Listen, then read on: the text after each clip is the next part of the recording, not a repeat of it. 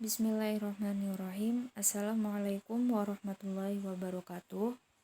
Nama saya Nahdia Nurfadila, Prodi Hukum Ekonomi Syariah, Fakultas Syariah, tepatnya di Universitas Islam Negeri Sunan Ampel, Surabaya. Nah, kali ini saya akan membahas tentang sebuah istilah dalam ilmu filsafat dengan tema metafisika. Sedangkan judul artikel atau PPT saya untuk kali ini yakni tentang keawaman seseorang terhadap metafisika dalam filsafat ilmu. Berbicara tentang metafisika, sebagian orang pasti mengetahui dan sebagian orang juga masih awam dengan kata-kata metafisika ini. Metafisika dalam filsafat ilmu ini adalah istilah yang kerap muncul dalam pembahasan ilmu filsafat. Sedangkan filsafat sendiri adalah ilmu yang menjadi sebuah induk dari semua ilmu yang kita pelajari saat ini. Banyak dari kita yang mengaitkan metafisika itu dengan sesuatu yang gaib atau supranatural, seperti jin, ilmu sihir, dan makhluk astral lainnya. Padahal pengertian itu tidak sepenuhnya benar. Lebih gampangnya, metafisika adalah hal-hal di luar fisika. Fisika artinya tampak, dan metafisika artinya tidak tampak. Jadi, semua hal yang tampak dan berwujud secara nyata adalah fisika.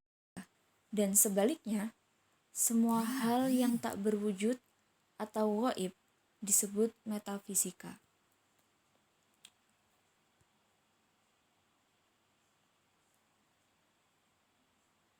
Sebelum kita lanjut ke pengertian metafisika, saya akan beri contoh agar kita dapat memahami apa sih metafisika itu. Contohnya seperti jasad pada manusia. Nah, jasad ini adalah metafisika. Sedangkan ruh yang ada dalam jasad manusia disebut metafisika. Pengertian metafisika. Metafisika ini adalah sebuah cabang ilmu filsafat yang membahas persoalan keberadaan atau eksistensi.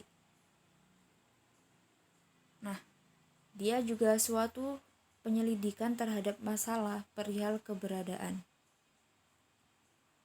Oke, jadi di sini ada keterangan keberadaan itu memiliki suatu kodrat, yakni karakteristik umum, dan metafisika menjadi penyelidikan ke arah kodrat eksistensi. Lebih gampangnya, metafisika ialah sebuah cabang filsafat yang memuat pembahasan persoalan tentang suatu keberadaan atau yang disebut juga being dan eksistensi dalam bahasa Inggrisnya yaitu existence. Istilah metafisika sendiri berasal dari bahasa Yunani, yakni metafisika, yang mempunyai arti sesuatu yang ada dan berada di balik atau di belakang benda-benda yang bersifat fisik. Aristoteles sendiri tidak menggunakan istilah metafisika, tapi ia menggunakan istilah protofilosofia, atau dalam bahasa Indonesia yakni filsafat pertama. Dan bisa diketahui filsafat pertama ini memuat uraian tentang sesuatu yang berada di belakang gejala-gejala fisik seperti bergerak, berubah, hidup, dan mati. Metafisika sendiri dapat didefinisikan sebagai suatu studi, paradigma atau pemikiran tentang suatu sifat yang sangat dalam. Istilah lainnya yakni ultimate nature. Dari kenyataan dan keberadaan, ilmuwan Aristoteles menyebut beberapa istilah yang mempunyai makna sama dengan metafisika, antara lain filsafat pertama dalam bahasa Inggrisnya yakni first philosophy. Pengetahuan tentang sebab istilah lainnya yakni knowledge of cause. Studi tentang ada sebagai ada yakni the study of being as being. Studi tentang ousia atau being, dan studi tentang suatu hal abadi dan tidak dapat bergerak dalam kata lain yakni the study of the eternal and immovable. Dan yang terakhir yakni teologi.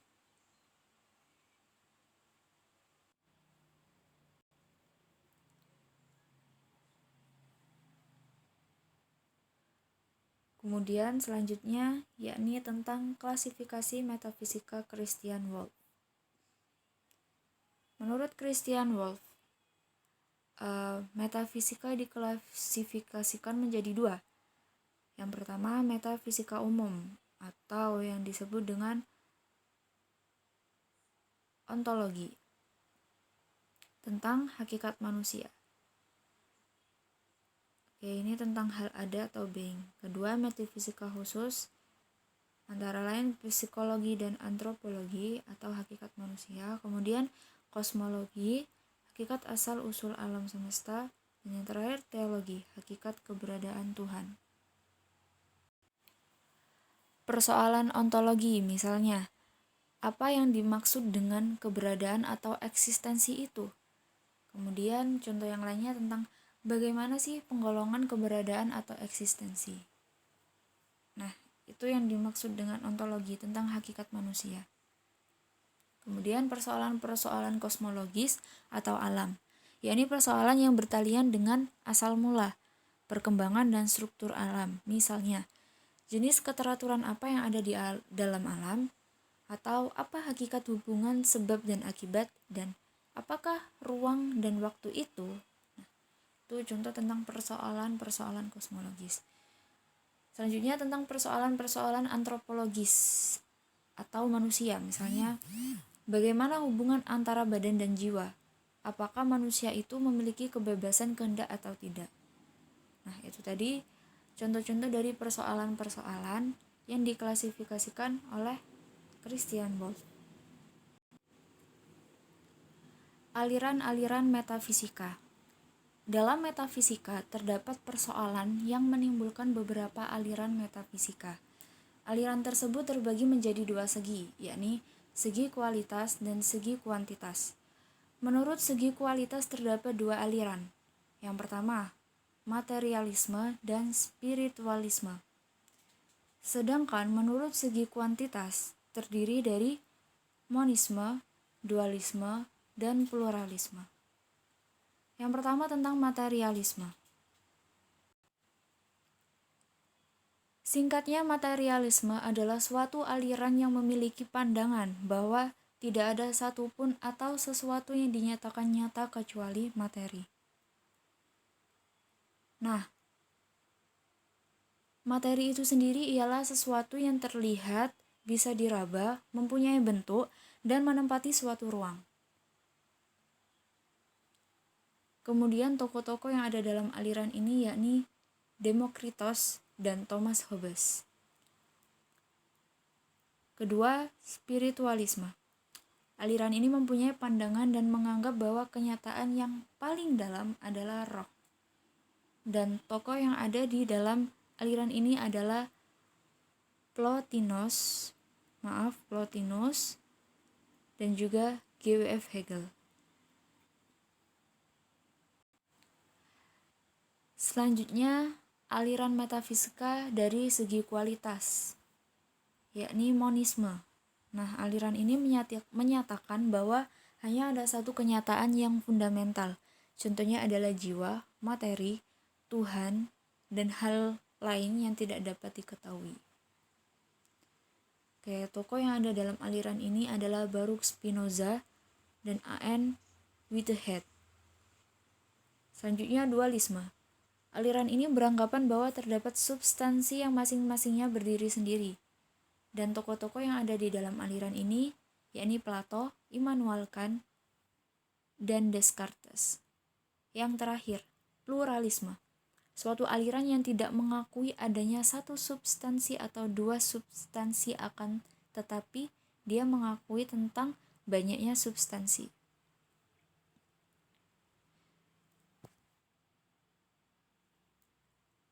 Dan tokoh yang ada di dalam pluralisme ini adalah Leibniz dan Jean-François Lyotard.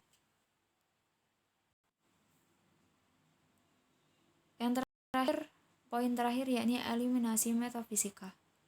Metafisika dianggap sebagai sesuatu yang rumit untuk dipahami, sehingga jarang jika seseorang membahas sesuatu tentang metafisika.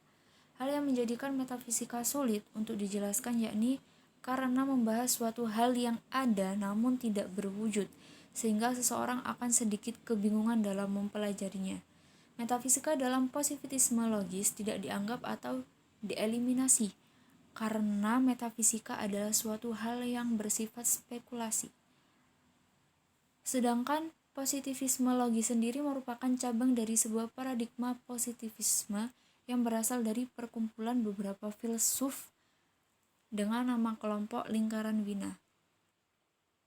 Nah, sekilas positivisme logis itu mempunyai sebuah pendapat yang sama dengan positivisme menyangkut hal kepercayaan dan menyatakan bahwa segala sesuatu harus mampu dibuktikan secara ilmiah. Maka dari itu, positivisme logis menolak adanya hal-hal metafisika. Sekian presentasi dari saya. Mohon maaf apabila ada salah kata. Semoga dapat dipahami dengan baik dan menambah ilmu bagi para pendengar dan para pembaca.